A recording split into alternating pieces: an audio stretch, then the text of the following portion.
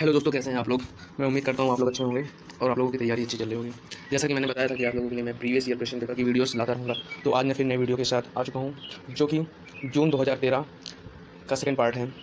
अगर आपने अभी तक पार्ट 1 नहीं देखा है तो प्लीज़ डिस्क्रिप्शन में लिंक है, जाकर वीडियोज़ को देखिए। और अगर इसकी आपको PDF चाहिए तो अपना व्हाट्सएप नंबर मेरे कमेंट बॉक्स में दे दीजिए, मैं आपको PDF प्रोवाइड करा दूँगा। ओके, चलते हैं बिना किसी समय बर्बाद किए हुए अपने क्वेश्चन पे, और मैं इसका आंसर बता दूँगा। आप अपनी वीडियो को पॉज करके सही से आंसर पढ़ लें, और हो सके तो आप नोट डाउन भी कर लें, क्योंकि ज़्यादा वीडियो लंबी नहीं करना चाहता मैं। ओके, तो चलते हैं। पहला क्वेश्चन देखते हैं क्या बोल रहा है कि चरण में वर्णों की संख्या कम से अधिक के आधार पर इन वर्णित छंदों का सही अनुक्रम क्या है। तो इसका आंसर जो है वो आंसर डी है।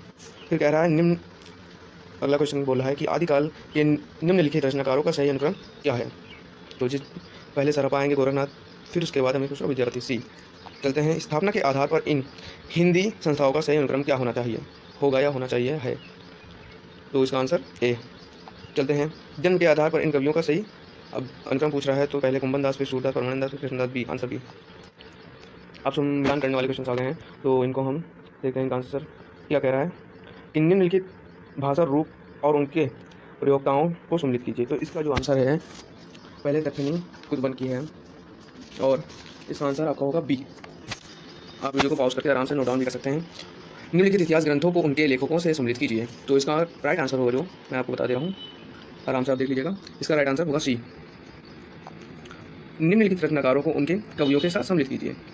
तो इसका आंसर होगा सी। बहुत ही ईजी क्वेश्चन था ये। निम्नलिखित रचनाओं को उनके कवियों के साथ सम्मिलित कीजिए। तो इसका आंसर होगा डी। चलते हैं, अगला क्वेश्चन देखते हैं। निम्नलिखित काव्य छंदों को उनके प्रयोक्ता कवियों के साथ सम्मिलित कीजिए। तो इसका राइट आंसर जो है वो है डी। फिर कह रहा है कि काव्य पंक्तियों को के साथ उनके कवियों को सम्मिलित कीजिए। तो इसमें पंक्ति दी गई है और उनको मिलाना है। तो इसका राइट आंसर जो होगा वो है ए। चलते हैं, अगला क्वेश्चन देखते हैं क्या बोला है। सॉरी, नाटकों को उनके नाटककारों के साथ सम्मिलित कीजिए। तो इसका राइट आंसर है हमारा बी। चलते हैं। कवियों को उनके कहानीकारों के साथ सम्मिलित कीजिए। तो इसका राइट आंसर जो है वो है डी। फिर अगला क्वेश्चन है, निम्नलिखित पंक्तियों को उनके लेखकों के साथ सम्मिलित कीजिए। तो इनका राइट आंसर होगा वो है डी। अवधारणाओं के साथ उनके संस्थापकों को सम्मिलित कीजिए। तो इसका राइट आंसर है हमारा सी। और अब जो क्वेश्चन आ रहे हैं वो आएंगे तर्क वाले। तो 41 से 45 के क्वेश्चन जो होते हैं वो तर्क होते हैं। एक स्थापना दी होती है और एक तर्क, जो कि आपको पढ़ के ही राइट आंसर उसका सही तय कर सकते हैं। तो चलते हैं, मैं इसका राइट आंसर आपको बता ही दे रहा हूँ, और जिससे कि आप वीडियो को पॉज करके देख लीजिएगा। ओके, तो इसका राइट आंसर होगा 41 का बी।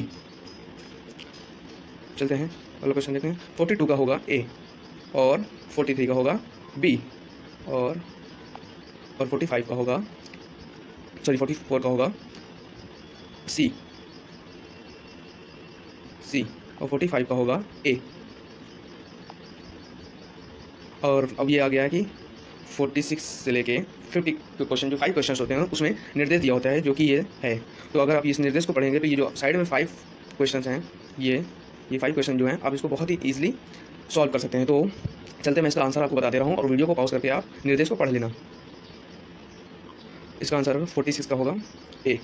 चलते हैं 47 का देखते हैं।